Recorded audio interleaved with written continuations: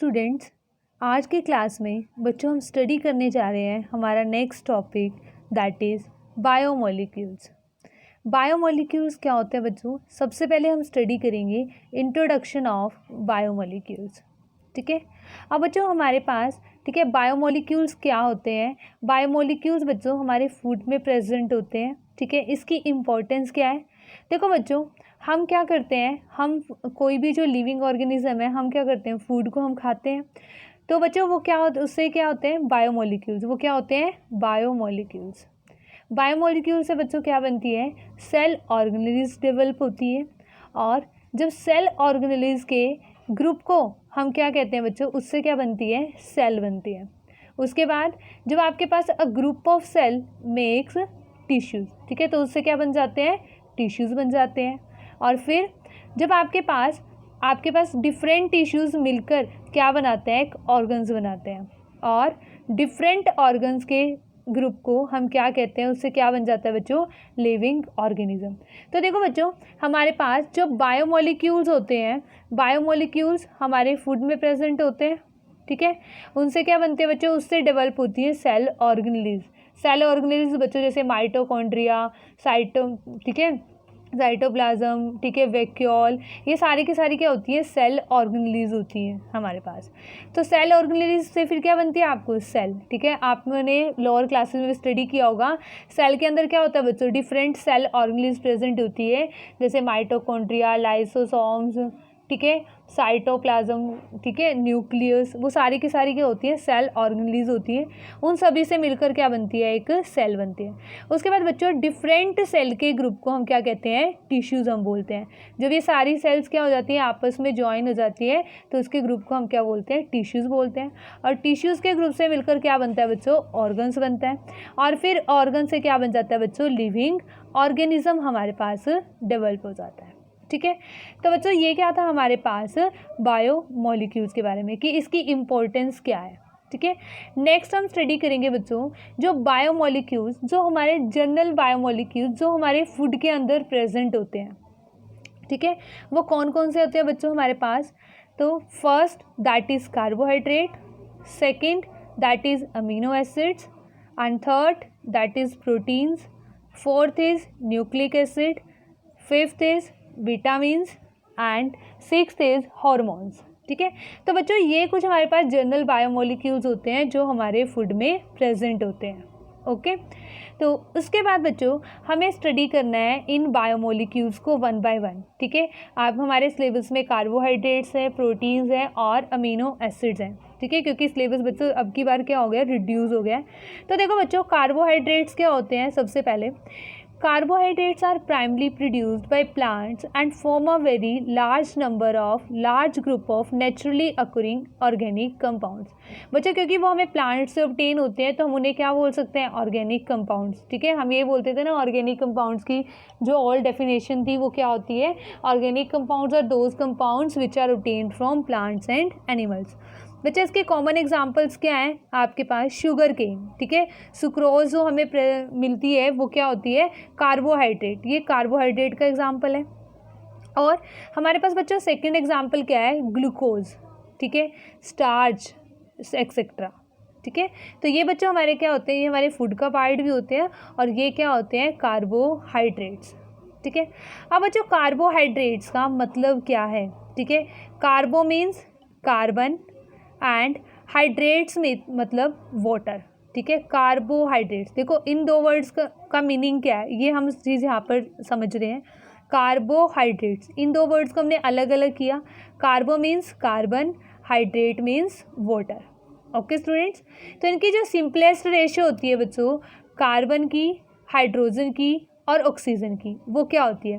देखो वाटर क्या होता है बच्चों, H2O। ठीक है, और देखो तो रेशियो क्या बन जाएगी, कार्बन, हाइड्रोजन और ऑक्सीजन की 1:2:1। तो ये क्या होती है बच्चों, simplest ratio in carbohydrates, simplest ratio of carbon, hydrogen and oxygen in carbohydrates. अब बच्चों हम कुछ एग्जाम्पल कंसीडर करते हैं। First of all glucose. ठीक है, what is the formula of glucose? The molecular formula of glucose is C6H12O6। Okay, अब बच्चों से हम राइट डाउन करने की कोशिश करते हैं in the form of H2O। देखो वो कैसे, अब देखो बच्चों हमारे पास है ग्लूकोज, ठीक है, फॉर्मूला क्या है C6H12O6। तो बच्चों इसका वाटर बना दो, हाइड्रोजन और ऑक्सीजन को बाइंड करो और आपके पास वाटर की फॉर्म में, ठीक है, क्योंकि यहाँ पर देखो H2O6, देखो बच्चों कितने हो जाएंगे, हाइड्रोजन हमारे पास क्या कितने हो जाएंगे बच्चों, यहाँ पर 6 2 12 और ऑक्सीजन कितने हो जाएंगे 6, ठीक है। तो ये हमारे पास मॉलिक्यूलर फॉर्मूला इसी की फॉर्म में आ जाएगा ना। तो इस तरीके से हम क्या लिखेंगे, ग्लूकोज का फॉर्मूला लिखेंगे in the form of water. तो मतलब बच्चों ये इस फॉर्मूले में फिट हो गया ना, ठीक है, C6H2O5। तो ये क्या, इसको हम क्या कहेंगे, हाइड्रेट ऑफ कार्बन कहेंगे। तो that's why glucose is known as carbohydrates. अब बच्चे इसका हम कुछ और एग्जाम्पल लेते हैं, एक और एग्जाम्पल कंसीडर करते हैं, and the second example is sucrose.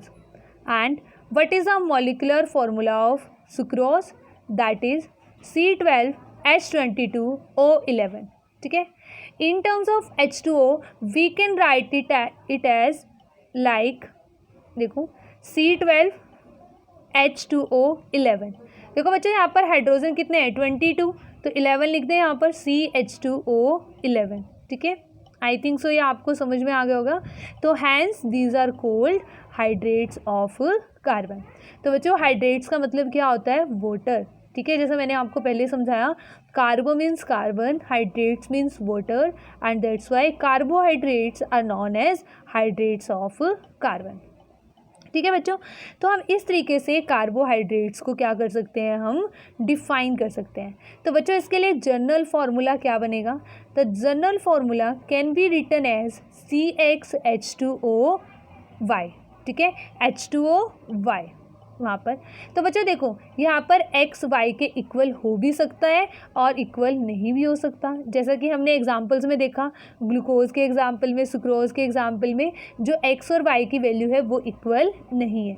Okay, तो बच्चों जो हमारे पास, अब हम डिस्कस करते हैं कार्बोहाइड्रेट्स के बारे में। अब देखो बच्चों हमारी डेली लाइफ में कार्बोहाइड्रेट जो मोस्ट कॉमन एग्जाम्पल है जो हम अपने घरों में यूज़ करते हैं, दैट इज़ सुक्रोज। ओके, अब बच्चा जो शुगर होती है, ठीक है, मिल्क में भी क्या होती है, शुगर प्रेजेंट होती है, और उस शुगर को हम क्या कहते हैं, लैक्टोज, ठीक है। The sugar present in milk is known as lactose.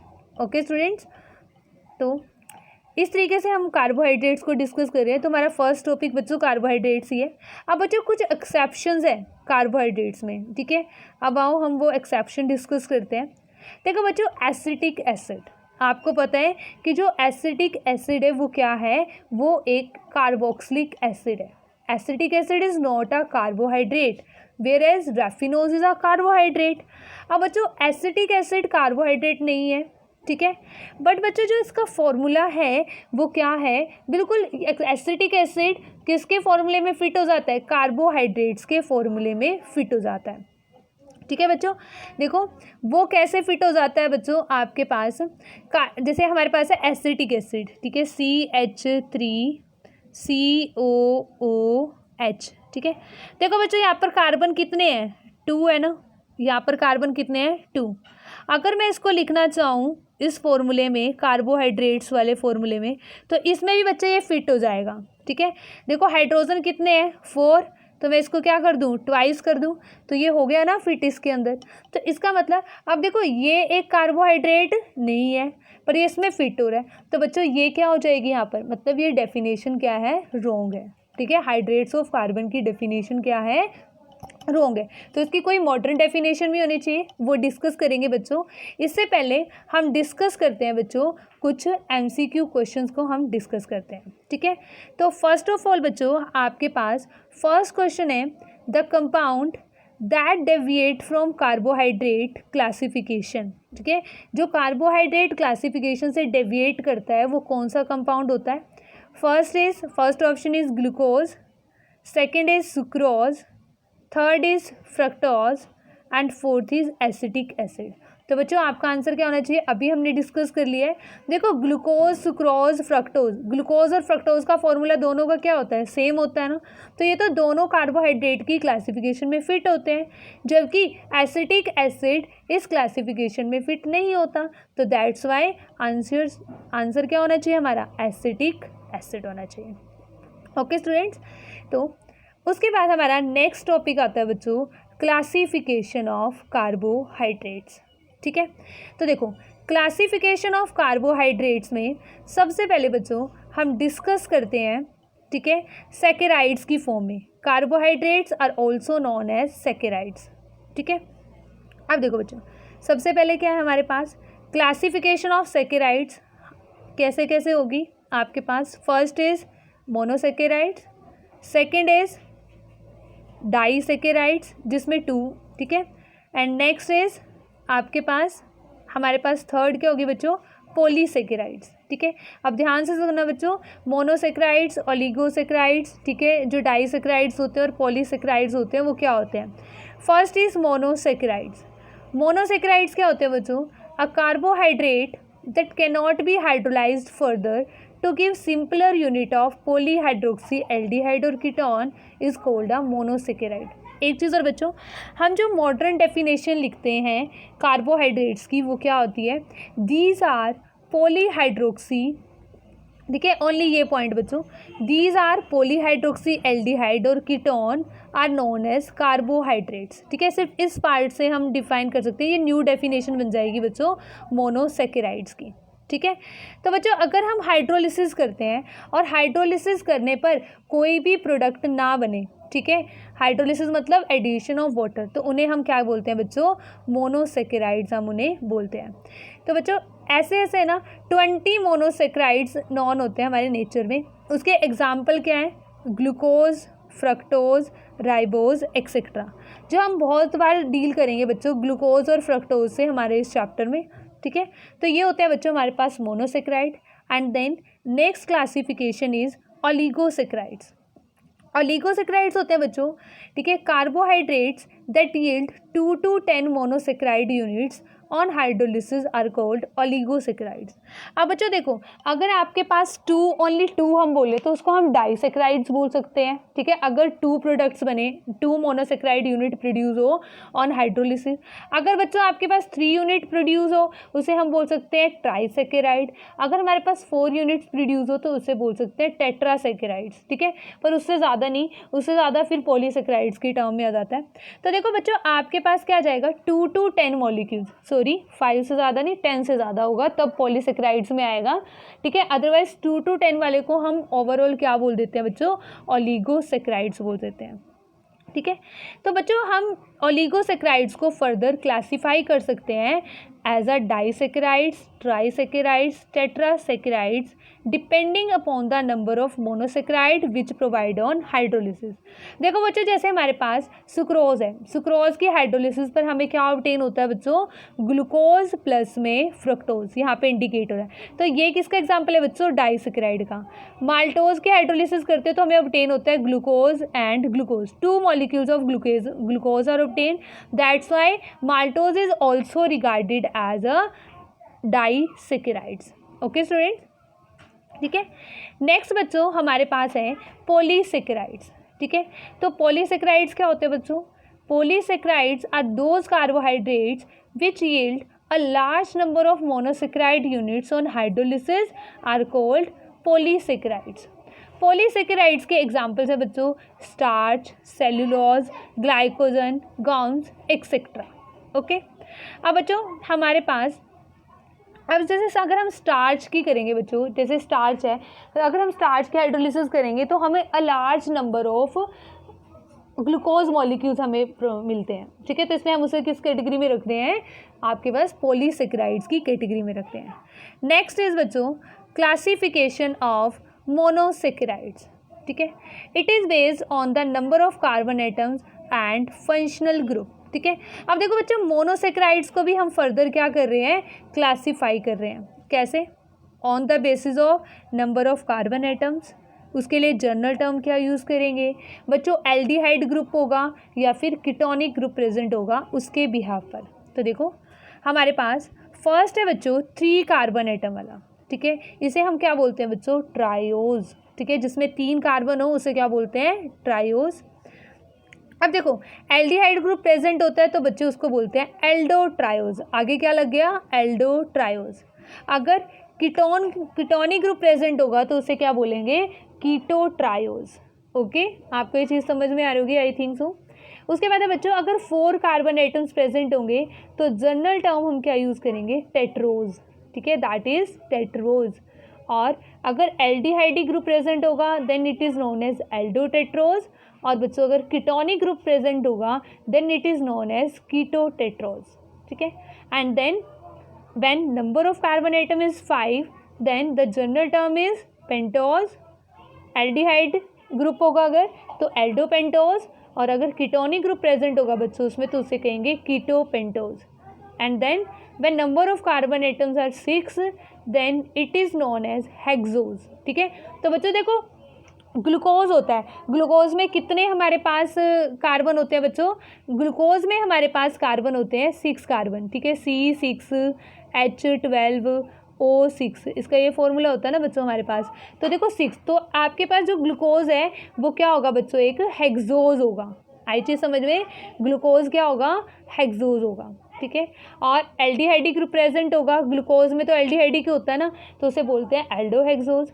और बच्चों जबकि फ्रक्टोज में क्या होता है, कीटोनिक ग्रुप प्रेजेंट होता है इंस्टेड ऑफ एल्डिहाइड, तो उसे बोलते हैं कीटोहेक्सोज। ठीक है, जैसे जैसे हम चैप्टर में मूव ऑन करेंगे वैसे वैसे ये चीज़ें आपको समझ में और भी अच्छे से समझ में आती रहेंगी। ठीक है, अब बच्चों अगर आपके पास 7 हो carbon atoms then it is known as heptose and aldoheptose, and if it is ketonic group is present then it is known as ketoheptose। ठीक है, तो बच्चों आओ बच्चों अब हम कुछ MCQ क्वेश्चंस डिस्कस करते हैं इनके बिहाफ पर। ठीक है, तो बच्चों हमारे पास फर्स्ट क्वेश्चन है, राइबोज इज राइबोज क्या है बच्चों, a monosaccharide, second disaccharide, third oligosaccharide and fourth is polysaccharides. ठीक है, सोचो बच्चों कि इसका आंसर क्या होना चाहिए, राइबोज। अभी बच्चों हमने डिस्कस किया है ribose is an example of monosaccharides. Okay students, तो आपके पास ये हमारे पास फर्स्ट क्वेश्चन था। And then second question is polysaccharides. Polysaccharides कौन है बच्चों, glucose is a polysaccharide, not, it is a monosaccharides. Then sucrose, no, it is an example of oligosaccharide और डाइसेकेराइड। ठीक है, क्योंकि बच्चे सुक्रोज की हाइड्रोलिसिस करने पर हमें क्या मिलता है, ग्लूकोज एंड फ्रक्टोज हमें ऑब्टेन होते हैं। And then third is starch and then D part is fructose. Yes, starch is an example of polysaccharide. Then correct answer is starch. Okay students, उसके बाद बच्चों हमारे पास जो नेक्स्ट आती है क्लासिफिकेशन ऑफ कार्बोहाइड्रेट। ये हमने बच्चों फर्स्ट क्लासिफिकेशन की थी, क्लासिफिकेशन ऑफ कार्बोहाइड्रेट्स। ठीक है, that is part 1, that is based on the hydrolysis product. And then we move on next classification of carbohydrates. ठीक है, अब बच्चों देखो सेकंड में हम कैसे क्लासिफिकेशन कर सकते हैं कार्बोहाइड्रेट्स की, that is based on functional group, and second is test and solubility. Okay, and third is nature of reaction. तो सबसे पहले बच्चों हम बात करते हैं बेस्ड ऑन फंक्शनल ग्रुप। अगर बच्चों जो केमिकली जो कार्बोहाइड्रेट्स होते हैं उन्हें हम क्या कहते हैं, ठीक है, इनकी जो मॉडर्न डेफिनेशन होती है वो होती है बच्चों हमारे पास, the carbohydrates may be defined as optically active polyhydroxy aldehyde or ketones or the compounds which produce such unit on hydrolysis। Okay students, तो ये हमारे पास केमिकली कार्बोहाइड्रेट्स को हम इस तरीके से डिफाइन करते हैं। ठीक है, दीज आर पॉलीहाइड्रोक्सी एल्डिहाइड और कीटोन्स। ठीक है, अब बच्चों जिसमें एल्डिहाइडी ग्रुप होगा उसे हम, ठीक है, जैसे हमने एल्डोहेक्सोज की बात की है इस तरीके से। तो देखो केमिकली और फंक्शनल ग्रुप कौन कौन से प्रेजेंट होंगे बच्चों, glucose, molecular formula is C6H12O6। Okay, तो देखो बच्चों यहाँ पर इसका जो स्ट्रक्चर होता है ग्लूकोज का वो कैसा होता है। ठीक है, इस तरीके से हमारे पास 4 कार्बन 5 एंड देन 6 कार्बन। ठीक है, तो हमारे पास 6 कार्बन एटम क्या होते हैं, एक चेन में प्रेजेंट होते हैं। ठीक है, first carbon is aldehydic group and then 6th carbon is primary alcoholic group and the 4 carbon contain secondary alcoholic group। ठीक है, जो बच्चों यहाँ पे ग्रीन कलर से रिप्रेजेंट है, these are the secondary alcoholic group हमारे पास होते हैं। तो बच्चों देखो ये स्ट्रक्चर हमारे पास क्या है, ये हमारे पास ग्लूकोज का स्ट्रक्चर है। ठीक है, तो देखो ग्लूकोज के स्ट्रक्चर में बच्चों हमारे पास क्या है, एल्डिहाइड ग्रुप है। ठीक है, तो देखो ग्लूकोज में कौन कौन से ग्रुप है, अल्कोहल और 1 एल्डिहाइड ग्रुप।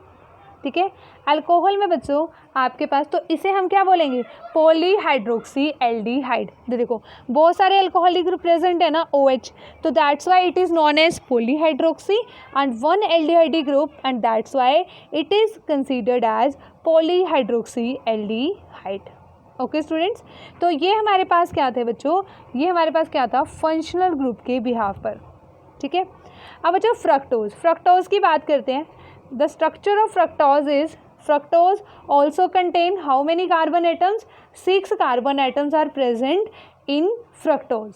ठीक है, तो देखो बच्चों इस तरीके से हमारे पास 6 कार्बन एटम प्रेजेंट होंगे, और उसमें देखो बच्चों सेकंड कार्बन पर कौन सा ग्रुप प्रेजेंट होता है, कीटोन ग्रुप प्रेजेंट होता है। ठीक है, और जो फर्स्ट और 6 कार्बन होती है बच्चों, उस पर कौन सा अल्कोहलिक ग्रुप प्रेजेंट होता है, primary alcoholic group are present. और बच्चों जो आपके पास ये 3 जो कार्बन बच गई है हमारे पास, इनके ऊपर कौन सा ग्रुप प्रेजेंट होता है, secondary alcoholic group are present. ठीक है, तो देखो इस तरीके से हमारे पास ये फॉर्मूला बनता है, ये स्ट्रक्चर बनता है फ्रक्टोज के लिए। ठीक है, तो बच्चों देखो फ्रक्टोज के अंदर क्या क्या है, fructose contain alcoholic group and 1 ketone group, and that's why fructose is known as polyhydroxy ketone, and in short form we can say that PHK. P stand for poly, H stand for hydroxy and K stand for ketone. ठीक है, तो बच्चों यहाँ पर हमारे पास ये example है। ठीक है, let us take an example of sucrose. ठीक है, अब देखो बच्चों अगर हम सुक्रोज की हाइड्रोलिसिस करते हैं तो हमारे पास क्या ऑब्टेन होते हैं, products are glucose and fructose. अब देखो ग्लूकोज क्या है बच्चों, polyhydroxy aldehyde, and fructose is polyhydroxy ketone. ठीक है, तो बच्चों अब देखो यहाँ पर डेफिनेशन, इसकी डिफाइन कैसे करेंगे हम, कार्बोहाइड्रेट्स आर पॉलीहाइड्रोक्सी एल्डिहाइड। ठीक है, और पॉलीहाइड्रोक्सी कीटोन, क्योंकि देखो आपके पास ग्लूकोज क्या है, पॉलीहाइड्रोक्सी एल्डिहाइड है, और फ्रक्टोज क्या है, पॉलीहाइड्रोक्सी कीटोन है। अब बच्चों सुक्रोज में तो ये दोनों ही यूनिट्स होती है, तो हम इसे क्या बोलेंगे, एल्डिहाइड बोलेंगे या कीटोनिक बोलेंगे। तो बच्चों इसलिए हम क्या बोलते हैं डेफिनेशन में बायोमोलिक्यूल्स की, कार्बोहाइड्रेट्स आर पॉलीहाइड्रोक्सी एल्डिहाइड और पॉलीहाइड्रोक्सी कीटोन। ठीक है, तो देखो कंप्लीट डेफिनेशन बनेगी बच्चों, carbohydrates are polyhydroxy aldehyde, polyhydroxy ketone or compounds which on hydrolysis give polyhydroxy aldehyde and polyhydroxy ketone। ठीक है, तो बच्चों ये हमारे पास क्या थी, न्यू डेफिनेशन ऑफ कार्बोहाइड्रेट्स, और हम इसको क्लासीफाई किया हमने अकॉर्डिंग टू फंक्शनल ग्रुप। ठीक है, तो बच्चों नेक्स्ट क्लास में हम क्लासिफिकेशन से ही कंटिन्यू करेंगे, पर हमने एक क्लासिफिकेशन की टाइप हमने स्टडी करी है, जो हम सेकंड क्लासिफिकेशन है शुगर एंड नॉन शुगर। ठीक है, ये हम नेक्स्ट लेक्चर में स्टडी करेंगे। तो बच्चे मिलते हैं नेक्स्ट क्लास में।